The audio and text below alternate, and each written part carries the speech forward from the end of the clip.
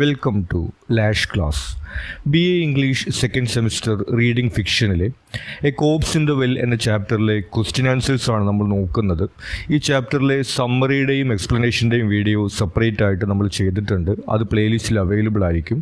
ഇവിടെ നമ്മൾ ഈ ചാപ്റ്ററിലെ short questions, paragraph, essay questions എന്നിവയ്ക്കുള്ള നോട്ട്സ് ആണ് പ്രൊവൈഡ് ചെയ്യുന്നത്. ആദ്യം നമുക്കിതിലെ ഷോർട്ട് ക്വസ്റ്റ്യൻസ് നോക്കാം. Who kept guard at the well? ഇനി ഈ സ്റ്റോറിയിൽ ഒരു അബാൻഡൻഡ് വെല്ലിൽ അല്ലെങ്കിൽ ഒരു പൊട്ടക്കിണറിൽ ഒരു മൃതദേഹം വരുന്നതും അതിന് കാവൽ നിൽക്കുന്നതുമായിട്ടുള്ള കഥയാണ് നമ്മൾ കാണുന്നത്. ആരാണ് ആ കിണറിന് കാവൽ നിൽക്കുന്നത്?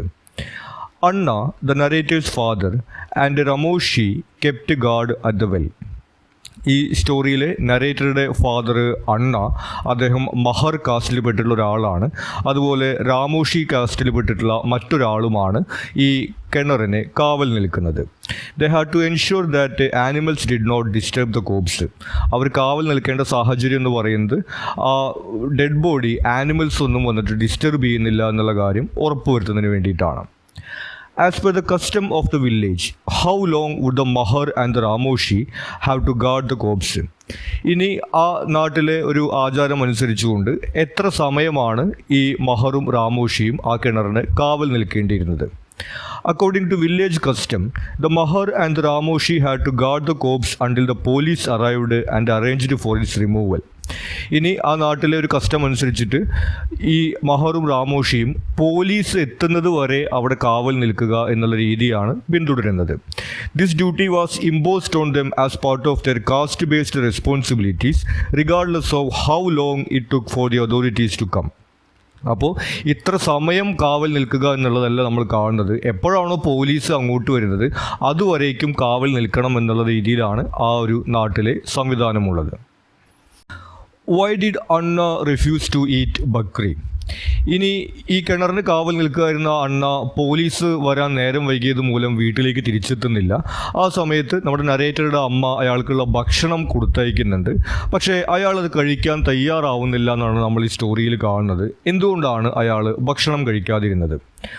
Anna refused to eat bakri because he believed it was his duty to remain at his post until the corpse was removed.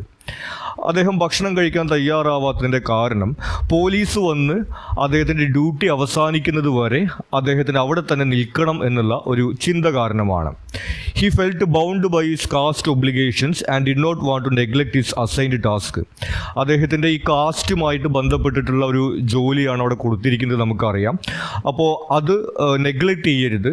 ആ പോലീസ് എത്തുന്നത് വരെ അവിടെ നിൽക്കുക എന്നുള്ളത് ആളുടെ ഡ്യൂട്ടിയാണ്. അപ്പോൾ ഭക്ഷണം കഴിക്കാൻ വേണ്ടി അവിടെ നിന്ന് മാറിയിരിക്കാൻ വേണ്ടി സാധിക്കില്ല, അവിടെ തന്നെ നിൽക്കണം എന്നുള്ള ചിന്ത കാരണം കൊണ്ടാണ് അയാൾ ഭക്ഷണം കഴിക്കാതിരിക്കുന്നത്. Why didn't Anna allow the narrator to guard the well even for a short while?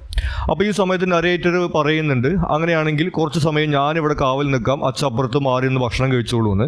പക്ഷേ ഈ ഒരു കാര്യം നമ്മുടെ നരേറ്ററുടെ ഫാദർ സമ്മതിക്കുന്നില്ല. എന്തുകൊണ്ടാണ് അയാൾ കുറച്ച് സമയത്തേക്ക് പോലും തൻ്റെ മകനെ കൊണ്ട് അവിടെ കാവൽ നിൽക്കാൻ സമ്മതിക്കാത്തത്? Anna did not allow the narrator to guard the well because he wanted to shield him from the burden of village duty. അണ്ണ ഈ ഒരു കാവൽ നിൽക്കുന്നത് വില്ലേജ് ഡ്യൂട്ടി എന്നുള്ള ആ ജാതി ആചാരത്തിൻ്റെ ഭാഗമായിട്ടാണ്. തൻ്റെ മകനെ കൂടി ആ ഒരു ആചാരത്തിൻ്റെ ഭാഗമാക്കണ്ട എന്നുള്ള ചിന്ത കാരണം കൊണ്ടാണ് മകനോട് അയാൾ അവിടെ കുറച്ച് സമയത്തേക്ക് പോലും കാവൽ നിൽക്കണ്ട എന്ന് പറയുന്നത്. He knew that once his son participated he would be drawn into the same oppressive system that had controlled their family for generations.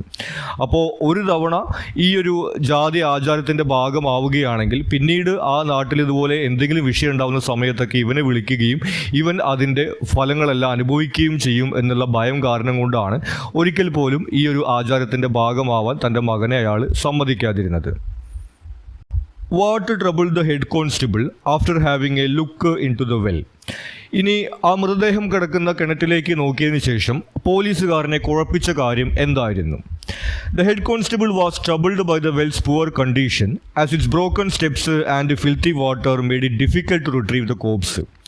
ആ മൃതദേഹം കിടക്കുന്ന കിണർ ഒരു അബാൻഡൻഡ് വെല്ലാണ്, ഉപയോഗശൂന്യമായ ഉപേക്ഷിക്കപ്പെട്ട കിണറാണെന്ന് നമ്മൾ പറഞ്ഞിരുന്നു.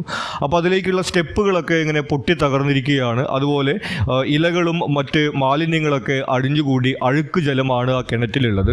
അത് കാരണം കൊണ്ട് അതിലേക്ക് ഇറങ്ങി ആ ഡെഡ് ബോഡി എടുക്കുക എന്ന് പറയുന്നത് പ്രയാസമാണെന്നുള്ളതാണ് ആ പോലീസുകാരനെ കുഴപ്പിക്കുന്നത്. He and his men were reluctant to enter the well themselves, fearing discomfort and possible danger. അപ്പോൾ ആ കിണറിലേക്ക് ഇറങ്ങിക്കഴിഞ്ഞാൽ എന്തെങ്കിലും അപകടം ഉണ്ടാവും എന്നുള്ള ഒരു ഭയവും അതുപോലെ തന്നെ ആ മോശം സാഹചര്യവും കാരണം കൊണ്ട് അങ്ങോട്ട് ഇറങ്ങി ആ ഡെഡ് ബോഡി എടുക്കാൻ കഴിയില്ല എന്നുള്ളതാണ് ആ പോലീസുകാരനെ കുഴപ്പിക്കുന്ന പ്രശ്നം. Why did the constable yell at Anna? ഇനി എന്തുകൊണ്ടാണ് ആ പോലീസ് കോൺസ്റ്റബിൾ അണ്ണയുടെ അടുത്ത് ദേഷ്യപ്പെടുന്നത്? The constable yelled at Anna because he hesitated to remove the corpse from the well. അപ്പോൾ നമ്മൾ നേരത്തെ പറഞ്ഞതുപോലെ ആ കിണറിൻ്റെ ഒരു സാഹചര്യം കാരണം കൊണ്ട് പോലീസുകാർ അതിൽ ഇറങ്ങാൻ തയ്യാറാവുന്നില്ല. എന്നിട്ട് അണ്ണയോടാണ് ഇറങ്ങി ആ ഡെഡ് ബോഡി എടുക്കാൻ പറയുന്നത്. ആ സമയത്ത് അയാളും അതിന് തയ്യാറാവാതെ വരുമ്പോഴാണ് പോലീസുകാർ അയാളോട് ദേഷ്യപ്പെടുന്നത്. Anna was fearful of the consequences from the deceased's family and refuse to touch the corpse. Anna ആ മൃതദേഹം എടുക്കാതിരിക്കുന്നതിൻ്റെ കാരണമായിട്ട് പറയുന്നത്, അത് ഉയർന്ന ജാതിയിൽ പെട്ടിട്ടുള്ള ആരുടെയെങ്കിലും മൃതദേഹമാണെങ്കിൽ ഞങ്ങൾക്കത് തൊടാൻ വേണ്ടി സാധിക്കില്ല, തൊട്ട് കഴിഞ്ഞിട്ടുണ്ടെങ്കിൽ നാട്ടിലാകെ പ്രശ്നമാവും, അവരുടെ കുടുംബക്കാരും മറ്റുമൊക്കെ ഓരോ പ്രശ്നങ്ങൾ ഉണ്ടാക്കും എന്നുള്ള കാര്യം പറഞ്ഞുകൊണ്ടാണ് അയാൾ ആ മൃതദേഹം എടുക്കാൻ തയ്യാറാവാതിരുന്നത്. The constable used threats and insults to pressure Anna into compliance. അപ്പോൾ അണ്ണ ഇതുപോലെ മൃതദേഹം എടുക്കാൻ കഴിയില്ല എന്ന് പറയുന്ന സമയത്ത് കോൺസ്റ്റബിൾ ഇയാളെ ഇൻസൾട്ട് ചെയ്യുകയും അതുപോലെ ഭീഷണിപ്പെടുത്തുകയും ചെയ്തുകൊണ്ടാണ് ഇയാളെ ഇതിനു വേണ്ടി നിർബന്ധിക്കുന്നത്. ഇനി ഇതിൽ പാരഗ്രാഫ് ക്വസ്റ്റ്യൻസ് ആണ്. ആദ്യത്തെ ചോദ്യം, what preparation did Anna and Ramoshi make for the head constable's horse? What is irony of the situation? ഇനി ഹെഡ് കോൺസ്റ്റബിൾ ഒരു കുതിരപ്പുറത്താണ് വരുന്നത് നമ്മൾ കാണുന്നുണ്ട്. ആ കുതിരയ്ക്ക് വേണ്ടിയിട്ട് എന്തെല്ലാം മുന്നൊരുക്കങ്ങളാണ് അണ്ണയും രാമോഷിയും നടത്തുന്നത്? ഈ ഒരു സിറ്റുവേഷനിലെ ഐറണി അല്ലെങ്കിൽ വിരോധാഭാസം എന്താണ്? The arrival of the head constable on horseback added another burden to the already exhausted Anna and Ramoshi, who had been guarding the corpse without food or rest. അപ്പോൾ തലേ ദിവസം മുതൽ ഭക്ഷണമോ വിശ്രമമോ ഇല്ലാതെ അവിടെ കാവൽ നിൽക്കുന്ന ഈ അണ്ണയ്ക്കും രാമോഷിക്കും കുതിരപ്പുറത്ത് പോലീസുകാരൻ വരുന്നത് മറ്റൊരു പ്രശ്നം കൂടി അവിടെ സൃഷ്ടിക്കുന്നുണ്ട്. കൂടുതൽ ജോലി എടുക്കുന്നൊരു സാഹചര്യമാണ് അവിടെ ഉണ്ടാവുന്നത്. They were aware the head constable would arrive on a horse and had made preparations to look after it. അപ്പോൾ പോലീസ് കുതിരപ്പുറത്തായിരിക്കും വരിക എന്നുള്ള കാര്യം അയാൾക്ക് അറിയാമായിരുന്നു. അതുകൊണ്ട് ആ കുതിര വരുന്ന സമയത്തേക്ക് ചെയ്യാനുള്ള കാര്യങ്ങളൊക്കെ അയാൾ തയ്യാറാക്കി വെച്ചിരുന്നു. They tied the horse to a tamarind tree and gathered fodder and water to feed it. കുതിരയെ ഒരു പുളിമരത്തിൽ കെട്ടിയിടുകയും കുതിരയ്ക്ക് കൊടുക്കാനുള്ള വെള്ളവും അതുപോലെ പുല്ലുമെല്ലാം അവർ കൊണ്ടുവന്ന് കൊടുക്കുന്നു. The situation is ironic because despite their hunger and exhaustion, they tended to the horse with dedication, prioritizing its well-being over their own. ഇനി ഈ ഒരു സിറ്റുവേഷനിലെ വിരോധാഭാസം എന്ന് പറയുന്നത് നമ്മൾ നേരത്തെ സൂചിപ്പിച്ചതുപോലെ ഇവരവിടെ വെള്ളവും ഭക്ഷണവും വിശ്രമവും ഇല്ലാതെ നിൽക്കുന്ന ആളുകളാണ്. എന്നിട്ടാണ് ഒരു കുതിരയ്ക്ക് വെള്ളവും ഭക്ഷണം കൊടുക്കേണ്ട ഒരു സാഹചര്യം അവർക്ക് നേരിടേണ്ടി വരുന്നത്. The irony highlights the inhuman treatment of lower caste individuals whose suffering was disregarded while even animals comfort was given more importance. അപ്പോൾ ഈ ഒരു വിരോധാഭാസത്തിലൂടെ ഇവിടെ ഹൈലൈറ്റ് ചെയ്യപ്പെടുന്ന കാര്യം എന്ന് പറയുന്നത് ഇതുപോലെ ലോവർ കാസ്റ്റ് ആയിട്ടുള്ള ആളുകൾക്ക് ഒരു മൃഗത്തിന് കിട്ടുന്ന പരിഗണന പോലും ലഭിക്കുന്നില്ല എന്നുള്ളതാണ് ഈ ഒരു സിറ്റുവേഷനിൽ ഹൈലൈറ്റ് ചെയ്ത് കാണിക്കുന്നത്. വാട്ട് മെയ്ഡ് അണ്ണ അപ്രഹെൻസീവ് അബൌട്ട് ടച്ചിങ് ദ കോപ്സ്? ഇനി ആ മൃതദേഹം തൊടാൻ വേണ്ടിയിട്ട് അണ്ണ മടിക്കുന്നുണ്ട്. എന്തുകൊണ്ടാണ് അയാൾ ആ മൃതദേഹം തൊടാൻ വേണ്ടി തയ്യാറാവാതിരുന്നത്? Anna hesitated to touch the corpse due to caste-based social restrictions. In the caste system, people from low caste were not allowed to touch people of high caste. അപ്പോൾ നമ്മൾ സ്വാഭാവികമായിട്ടും വിചാരിക്കുക എന്താണ്, ഒരാഴ്ച പഴക്കമുള്ളൊരു മൃതദേഹമാണ്, അത് കാരണം കൊണ്ട് അത് വൃത്തിയില്ലാത്ത കൊണ്ടാണ് അയാൾ തൊടാൻ മടിക്കുക എന്നുള്ളതാണ്. പക്ഷേ അതിന് വിരുദ്ധമായിട്ട് ആ മൃതദേഹത്തിൻ്റെ ജാതിയെക്കുറിച്ച് ആലോചിച്ചുകൊണ്ടാണ് അണ്ണ ആ ഒരു മൃതദേഹം തൊടാൻ വേണ്ടി വിസമ്മതിക്കുന്നത്. നമുക്ക് ഹിസ്റ്ററിയിൽ അറിയാവുന്നതുപോലെ തന്നെ ആ കാലത്ത് നിലനിന്നിരുന്ന അൺടച്ചബിലിറ്റി അല്ലെങ്കിൽ തൊട്ടുകൂടായ്മ എന്നുള്ള ഒരു അനാചാര പ്രകാരം ഈ ലോവർ കാസ്റ്റിൽ പെട്ടിട്ടുള്ള ആളുകൾക്ക് ഹയർ കാസ്റ്റിൽ പെട്ട ആളുകളെ സ്പർശിക്കാനുള്ള ഒരു അനുവാദം ഉണ്ടായിരുന്നില്ല. If Anna touched the corpse, he risked angering the deceased family. He feared they might take revenge for his perceived pollution of the body. അപ്പോൾ ഇത്തരത്തിൽ ഈ ഡെഡ് ബോഡി ഒരു ഹയർ കാസ്റ്റിലെ ആളുടേതാണെങ്കിൽ അയാൾ അത് സ്പർശിച്ചു കഴിഞ്ഞിട്ടുണ്ടെങ്കിൽ അവരുടെ ഫാമിലി അതൊരു പ്രശ്നമാക്കും, ഇയാൾക്കെതിരെ പ്രതികാരം ചെയ്യും എന്നുള്ള ഭയമാണ് ഇയാൾക്ക് ഉണ്ടായിരുന്നത്. He also feared social consequences, as violating caste customs could bring dire consequences such as social isolation. ഇതുകൂടാതെ സാമൂഹികമായിട്ടുള്ള കോൺസിക്വൻസസും അയാൾ ഭയപ്പെടുന്നുണ്ട്. കാരണം ഇത്തരത്തിലുള്ള ജാതി ആചാരങ്ങൾ തെറ്റിക്കുകയാണെങ്കിൽ സമൂഹം തന്നെ ഒറ്റപ്പെടുത്തുമെന്ന് അയാൾ ഭയപ്പെട്ടിരുന്നു. Anna's apprehensions highlight the extent of caste-based discrimination, as he was considered more impure than a weak-old corpse simply because of his caste. അപ്പോൾ ഈ ഒരു സാഹചര്യം ജാതി വിവേചനത്തിൻ്റെ തീവ്രതയാണ് ഇവിടെ ഹൈലൈറ്റ് ചെയ്യുന്നത്. കാരണം നമ്മൾ നേരത്തെ സൂചിപ്പിച്ചതുപോലെ ഒരാഴ്ച പഴകിയിട്ടുള്ള ഒരു മൃതദേഹം അശുദ്ധമായതുകൊണ്ട് അയാൾക്കത് സ്പർശിക്കാൻ കഴിയില്ല എന്നല്ല പറയുന്നത്. മറിച്ച് അയാളുടെ ജാതി കാരണം കൊണ്ട് അയാൾ ആ മൃതദേഹത്തെക്കാളും അശുദ്ധമാണ്, ഇയാൾ തൊട്ട് കഴിഞ്ഞാൽ ആ മൃതദേഹമാണ് അശുദ്ധമാവാൻ പോകുന്നത് എന്നുള്ള രീതിയിലാണ് ഇവിടെ കാര്യങ്ങൾ ചിത്രീകരിച്ചിരിക്കുന്നത്. അപ്പോൾ ഇത്തരത്തിൽ ഈ ജാതി വ്യവസ്ഥയുടെ ഒരു തീവ്രതയാണ് ഈ ഒരു സിറ്റുവേഷനിൽ നമ്മൾ കാണുന്നത്. What is the importance of the caste of the corpse in the well? ഇനി ആ മൃതദേഹത്തിൻ്റെ ജാതിയുടെ പ്രാധാന്യം ഈ സ്റ്റോറിയിൽ എങ്ങനെയാണ് വരുന്നത്? നമ്മൾ നേരത്തെ ഡിസ്കസ് ചെയ്ത ക്വസ്റ്റ്യൻസിൻ്റെ ആൻസറുമായിട്ട് സിമിലർ ആയിട്ട് വരുന്ന ക്വസ്റ്റ്യൻ തന്നെയാണ്. The caste of the corpse determined how it was handled and by whom, reflecting the rigid caste hierarchy in society. ആ മൃതദേഹത്തിൻ്റെ ജാതി അവിടെ പ്രാധാന്യമുള്ള ഒരു വിഷയമാക്കുന്നത് ആർക്കൊക്കെയാണ് അത് സ്പർശിക്കാൻ കഴിയുക, ആർക്കൊക്കെയാണ് അത് സ്പർശിക്കാൻ കഴിയാതിരിക്കുക എന്നുള്ളൊരു സിറ്റുവേഷൻ അവിടെ ഉണ്ടാക്കുന്നത് കൊണ്ടാണ്. If the body belong to a higher caste, people of low caste were not allowed to touch it. നമ്മൾ നേരത്തെ പറഞ്ഞതുപോലെ ഒരു ഹയർ കാസ്റ്റിൽ പെട്ട ആളുടെ ഡെഡ് ബോഡി ആണെന്നുണ്ടെങ്കിൽ ലോവർ കാസ്റ്റിൽ പെട്ട ആളുകൾക്ക് അത് ടച്ച് ചെയ്യാൻ വേണ്ടി സാധിക്കില്ല. However, since the corpse was week old and the well was in filthy condition, Anna was forced to remove it using ropes. പക്ഷേ ആ മൃതദേഹം ഒരാഴ്ച പഴക്കമുള്ളതും അതുപോലെ തന്നെ ആ കിണർ വൃത്തിഹീനവുമായത് കാരണം കൊണ്ട് മറ്റാരും തന്നെ അവിടെ ഇറങ്ങാൻ തയ്യാറാവുന്നില്ല, പ്രത്യേകിച്ചും പോലീസുകാർ. അണ്ണയെ കൊണ്ട് ഒരു കയർ ഉപയോഗിച്ചുകൊണ്ടാണ് അവർ ആ മൃതദേഹം എടുപ്പിക്കുന്നത്. The mention of the corpse caste highlights a deep rooted discrimination, as Anna a living man was considered more impure than a decaying corpse simply due to caste prejudice. പിന്നെ നമ്മൾ നേരത്തെ സൂചിപ്പിച്ചതുപോലുള്ള ഒരു സിറ്റുവേഷൻ ഈ കോപ്സിൻ്റെ ജാതി പറയുന്നതിലൂടെ ഹൈലൈറ്റ് ചെയ്യപ്പെടുന്നു. കാരണം ഒരാഴ്ച പഴകിയിട്ടുള്ള ഒരു മൃതദേഹം ഈ ജാതിയിൽ താഴ്ന്ന ഒരാളെക്കാളും ശുദ്ധമാണ് എന്ന രീതിയിലാണ് ഈ കഥയിൽ അവതരിപ്പിക്കുന്നത്. അപ്പം അത്തരത്തിൽ ഈ ജാതി വിവേചനത്തിൻ്റെ തീവ്രത ഈ കോപ്സിൻ്റെ ജാതി പറയുന്നതിലൂടെ ഹൈലൈറ്റ് ചെയ്യാൻ ഈ സ്റ്റോറിക്ക് സാധിക്കുന്നു. Explain the role of the snake as a symbol in the story. ഇനി അണ്ണ ആ കിണറിലേക്ക് ഇറങ്ങുന്ന സമയത്ത് കിണറിലൊരു പാമ്പിനെ കണ്ടു എന്ന് നമ്മൾ കഥയിൽ കാണുന്നുണ്ട്. ആ ഒരു പാമ്പ് എങ്ങനെയാണ് ഈ കഥയിൽ ഒരു സിംബലായിട്ട് വരുന്നതെന്നാണ് ചോദിക്കുന്നത്. The snake in the well serves as a powerful symbol in the story, representing the dangers Anna faces while performing his forced duty. അപ്പോൾ ഈ സ്നേക്ക് ഈ കഥയിൽ ഒരു പവർഫുൾ സിംബലായിട്ട് വരുന്നത് നമുക്ക് കാണാൻ സാധിക്കും. ഈ കാസ്റ്റ് ബേസ്ഡ് വില്ലേജ് ഡ്യൂട്ടിയുമായി ബന്ധപ്പെട്ടുകൊണ്ട് നേരിടേണ്ടി വരുന്ന അപകടങ്ങളുടെ ഒരു സിംബലായിട്ട് ആ സ്നേക്കിനെ നമുക്ക് കാണാവുന്നതാണ്. Symbolically it embodies the larger threat of caste oppression lurking unseen yet ever present, ready to strike at any moment. അപ്പോൾ അവരുടെ ജോലിയിൽ അവർക്ക് നേരിടേണ്ടി വരുന്ന അപകടങ്ങളുടെ ഒരു സിംബൽ എന്നതിന് പുറമെ ഈ ജാതി വ്യവസ്ഥയുടെ ഒരു സിംബലായിട്ട് കൂടി നമുക്ക് ഈ സ്നേക്കിനെ കാണാവുന്നതാണ്. ആ സ്നേക്ക് വെള്ളത്തിനടിയിൽ പതുങ്ങിയിരിക്കുന്നതായിട്ടാണ് കഥയിൽ പറയുന്നത്. അപ്പോൾ ഏത് നിമിഷവും അവരെ ആക്രമിക്കുന്ന തരത്തിൽ ഈ ജാതി വ്യവസ്ഥ അവിടെ നിലനിൽക്കുന്നതിൻ്റെ ഒരു സിംബലായിട്ട് കൂടി നമുക്കിത് കാണാവുന്നതാണ്. The snake's presence also underscores the dehumanization of lower caste, as Anna's life is considered less valuable than the removal of a corpse. ഇനി ആ ഒരു സിറ്റുവേഷനിൽ സ്നേക്കിനെ അവതരിപ്പിക്കുന്നതിലൂടെ ലോവർ കാസ്റ്റ് പീപ്പിൾ നേരിടുന്ന ഡീഹ്യൂമനൈസേഷൻ ഹൈലൈറ്റ് ചെയ്യാൻ വേണ്ടി സ്റ്റോറിക്ക് സാധിക്കുന്നുണ്ട്. പ്രത്യേകിച്ചും അവിടുത്തെ വില്ലേജ് ചീഫ് പറയുന്നുണ്ട് അത് പാമ്പൊന്നുമില്ല, കടിക്കൊന്നുമില്ല, കിണറിലേക്ക് ഇറങ്ങിക്കോ എന്നുള്ള രീതിയിൽ. അപ്പോൾ ഇവരുടെ ജീവന് പോലും ഒരു വില കൽപ്പിക്കുന്നില്ല എന്നുള്ളൊരു സിറ്റുവേഷൻ ഹൈലൈറ്റ് ചെയ്യാൻ വേണ്ടിയിട്ട് ആ സ്നേക്കിന് കഴിയുന്നു. Just as a snake's venom can kill, so too does the caste system poison society, making it a constant life threatening force for the oppressed. അപ്പോൾ സ്നേക്ക് നമുക്കറിയാം വിഷമുള്ള ഒരു ജീവിയാണ്. അപ്പോൾ ഈ ജാതി വ്യവസ്ഥ എന്ന് പറയുന്നതും സമൂഹത്തിനകത്തുള്ള ഒരു വിഷമാണ് എന്ന രീതിയിലേക്ക് നമുക്ക് ഈ സിംബലിനെ കാണാവുന്നതാണ്. The snake therefore becomes A symbol of caste oppression in the story. അത്തരത്തിൽ ആ സ്നേക്ക് ഈ കഥയിൽ ഒരു കാസ്റ്റ് ഒപ്രഷൻ്റെ സിംബലായിട്ട് പ്രവർത്തിക്കുന്നത് നമുക്ക് കാണാവുന്നതാണ്.